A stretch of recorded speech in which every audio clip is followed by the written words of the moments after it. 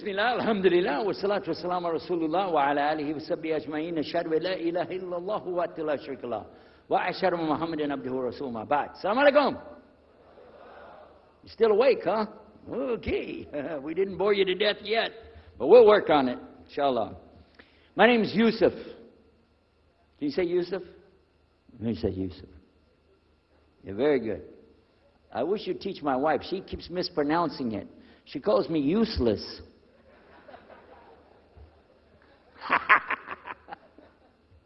Alhamdulillah.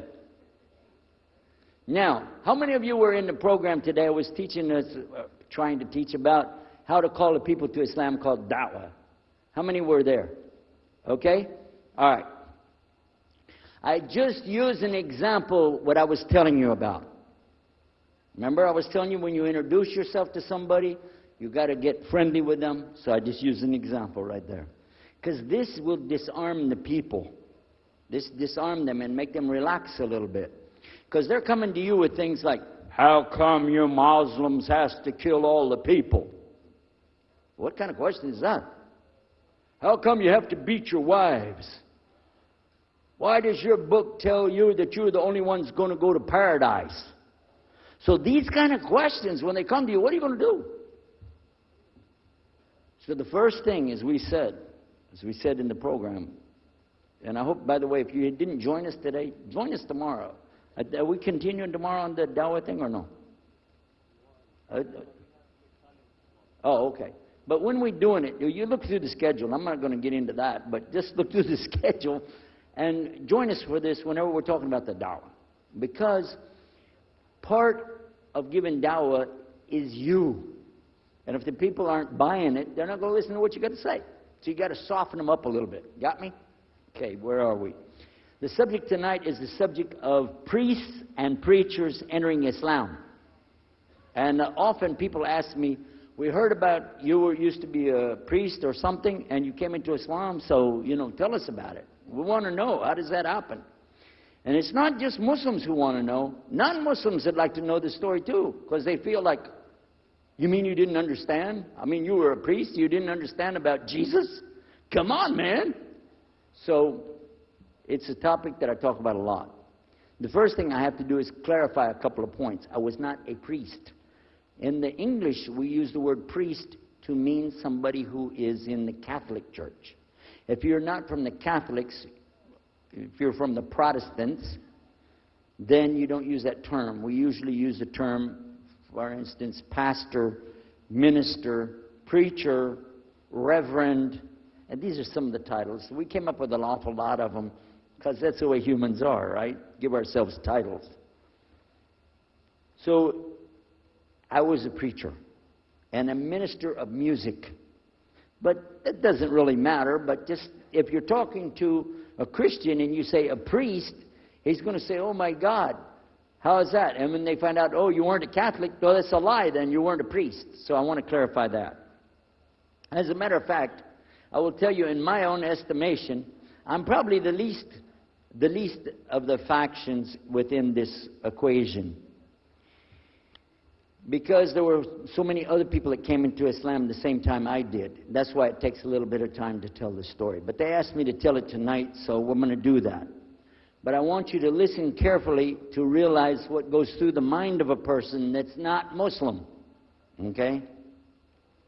And I usually start out by telling people that my father and I were both ministers, and both of us were also businessmen. In the reverse order. We were business first and preacher second. Got me? Because, well, as they say, business is business. And that's exactly how it worked. We operated mostly in Texas. We had a place in San Antonio, Houston, and also in the Dallas area. And we were very concerned about Christian conditions. So my father started something called Concerned Christian Centers. And basically, if you look at it from a material point of view, it was a place to sell stuff. But what we would do is take consignment things in. People could bring things into us, and then we would sell it and keep part of the money.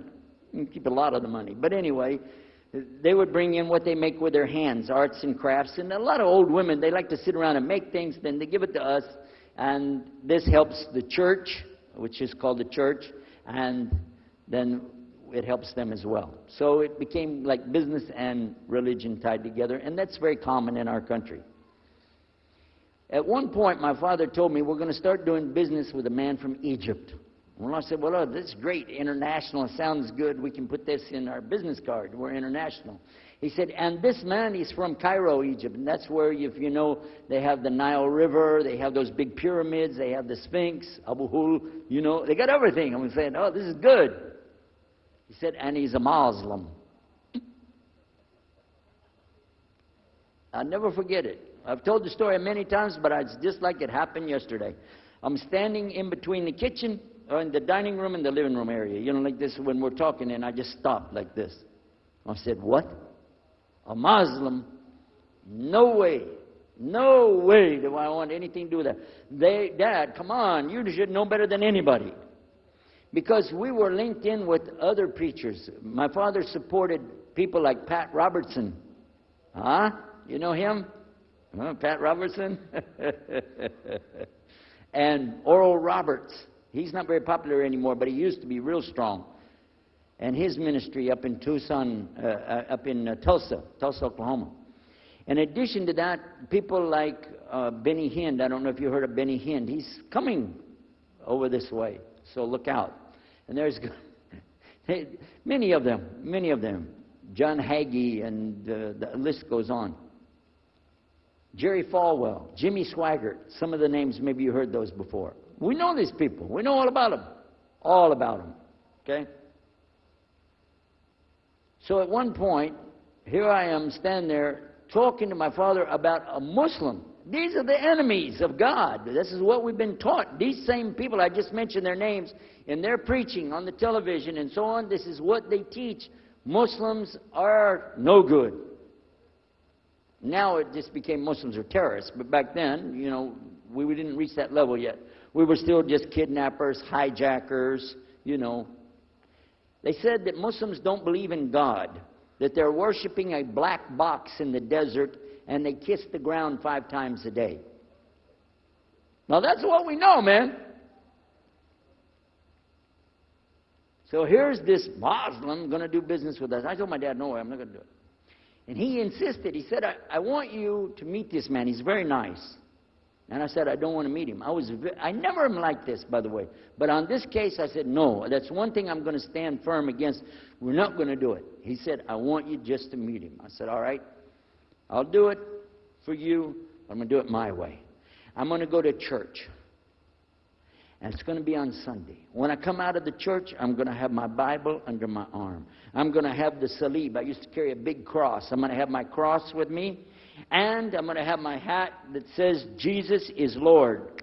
And I'm going to have my wife, born-again Christian, with me. And we are going to get this demon, devil, infidel, Muslim, and we're going to show him Jesus. Okay? Now, this is a true story, by the way.